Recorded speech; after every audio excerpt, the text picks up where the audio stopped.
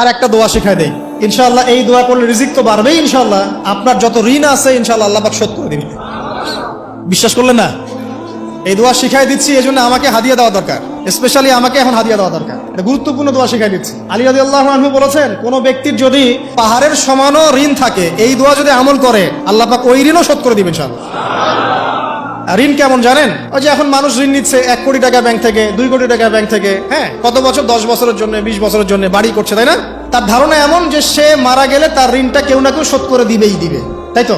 আর আল্লাহ রসুল কি বলছেন দেখেন, একজন মারা গেছেন, নবী সাল্লাল্লাহু আলাইহি ওয়াসাল্লামের সময় একজন মারা গেছেন, তো নবী করিম সাল্লাল্লাহু আলাইহি ওয়াসাল্লাম বলছেন, এই ব্যক্তির কি কোনো ঋণ আছে? একজন সাহাবী বলেন, হ্যাঁ ইয়া রাসূলুল্লাহ, তো ঋণ আছে। নবীজি বললেন, তোমরা ওর জানাজা পড়ো, আমাকে ডেকো না, তোমরা ওর জানাজা পড়ে নাও, আমি জানাজা পড়তে চাচ্ছি না। আমি এখন কেমন করে আপনাকে বুঝাবো ঋণ কত ভয়ঙ্কর জিনিস? আপনি যে ব্যাংক থেকে 3-4 কোটি টাকার লোন নিয়ে রাখছেন, লাখ লাখ টাকা লোন নিয়ে বসে আছেন, দিব্যি সুখে বসে আছেন, এমন চিন্তায় যে আপনার মৌত হবে না। আর নবী সাল্লাল্লাহু আলাইহি ওয়াসাল্লাম সময়ে একজন মারা যাচ্ছেন, তিনি বলছেন তোমরা জানাজা পড়ে নাও, আমি জানাজা পড়তে চাচ্ছি না। মানে ঋণগ্রস্ত ব্যক্তি জানাজাও তিনি পড়তেন না। তারপরে একজন এসে বললেন, ইয়া রাসূলুল্লাহ, আমি তার ঋণ শোধ করে দিব, তার যা ঋণ আছে আমি শোধ করে দিব। তখন নবী এসে জানাজা পড়লেন সাল্লাল্লাহু আলাইহি ওয়াসাল্লাম। তো আপনার এই কোটি কোটি টাকা ঋণ শোধ করার লোক তো রেডি আছে নাকি? আছে না?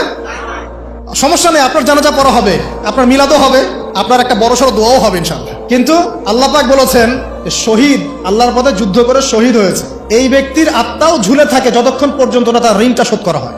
এবার বলেন আমি কি বুঝাবো আপনাকে? আর কিছু বলতে হবে? তো এখন সেই দোয়া শিখাচ্ছি আপনাদেরকে, যে দোয়া শিখলে আপনারা ঋণ থেকে বাঁচবেন ইনশাআল্লাহ। কত দিবেন বলেন? আচ্ছা, হ্যাঁ, এই তো, শুকরিয়া। দোয়া করবেন যেন আল্লাহ পাকের দিনটাকে আল্লাহর জমিনে প্রতিষ্ঠা করতে পারি।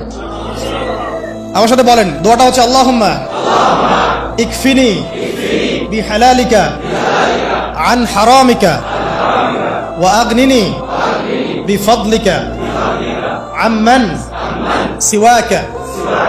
এই দোয়াটা ছোট না?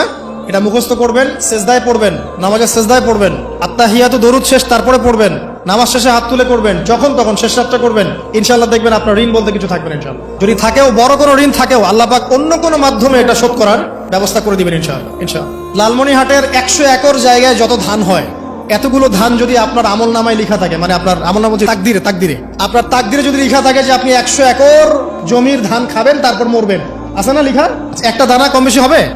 আপনি যদি আল্লাহর প্রতি তাওয়াক্কুলি করেন, তাহলে আপনি হালাল পথে থাকবেন, বিশ্বাস করবেন যে আল্লাহ পাক যেটা লিখে রাখছে আমার তাকদিরে রিজিক, এর একটা দানা রেখেও আমি পৃথিবী থেকে যাব না, সিম্পল। তখন আপনার অন্য পথে যাওয়ার কোনো কারণ নাই। আর যখন আপনি বিশ্বাস করবেন না, না এটা আমার হাতে, আমি যত পরিশ্রম করব তত রিজিক বাড়বে, আমি যত ঘুষ নিব তত বাড়বে, যত সুদ খাবো তত বাড়বে, যত দুর্নীতি করবো তত বাড়বে, তখন তো রিজিকের এই পুরো দায়িত্বটা আল্লাহ পাক আপনার হাতে ছেড়ে দিবেন। আল্লাহ পাক আপনাকে কোনো বারাকা দিবেন না। ইয়ামহাকুল্লাহু রিবা ওয়া ইউরবিস সাদাকা। সদকা করলে সম্পদ বৃদ্ধি পায়, আর রিবার মধ্য দিয়ে সম্পদ ধ্বংস হয়ে যায়, একদম মাটিতে মিশে যায়। কিভাবে ধ্বংস হয় সেটা এখন আলোচনা করার সুযোগ নাই, সময় নাই। আমি ইনশাআল্লাহ আরেকদিন শুধু রিবা নিয়ে আলাদা আলোচনা করবো ইনশাআল্লাহ। এটা সমাজের নিচু লেভেল থেকে উঁচু পর্যন্ত দরিদ্র মানুষদেরকে আরো দরিদ্র করবে, আর ধনীদেরকে আরো ধনী করবে। সম্পদ এক শ্রেণীর মানুষের হাতে গিয়ে জমা হয়ে যাবে, সবার হাতে সম্পদ এভাবে সার্কুলেট করতে থাকবে না। আর যখন আপনি জাকাত ভিত্তিক অর্থনীতি চালু করবেন, সদকা করবেন, হালালে থাকবেন, ব্যবসা করবেন, তখন সম্পদ এক হাত থেকে আরেক হাতে ঘুরতে থাকবে। এটা এমনি বুঝবেন না, ইনশাআল্লাহ আরেকদিন বুঝাবো। আসেন, যে দারিদ্রতা দূর করতে চান, সচ্ছলতা চান, কয়েকটা কাজ করেন। এই যে বললাম, 1 নাম্বার সূরাতুল ওয়াকিয়া তেলাওয়াত করেন, 5 ওয়াক্ত নামাজ জামাতে পড়েন, ডেইলি কিছু সময়ের জন্য কোরআন তেলাওয়াত করেন, আর আল্লাহর কাছে রিজিক চান, জিকির বেশি বাড়ায় দেন। পারবেন না ইনশাআল্লাহ?